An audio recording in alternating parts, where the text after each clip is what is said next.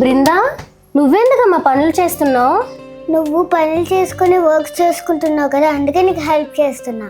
నా మమ్మీ ఎంత బాగా ఆలోచించావు నా కోసం.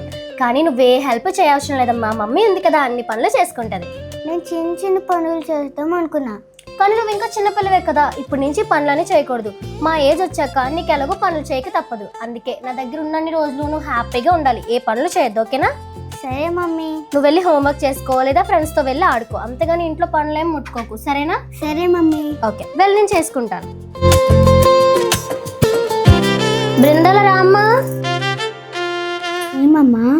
ఈరోజు ఇంట్లో నీకు కొన్ని పనులు నేర్పిస్తాను, నేర్చుకో. కానీ ఇప్పటి నుంచి నాకు పనులు ఎందుకమ్మా?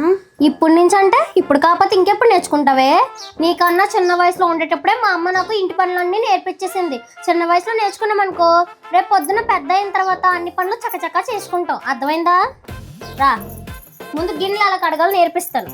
గిన్నెలా పట్టుకుంటావు, ఇదిగో చూడు, మొత్తం మొత్తం అంతా ఇలాగ మురికంతా పోయేలాగా నీట్గా తోమాలి, అర్థమైందా? తోము.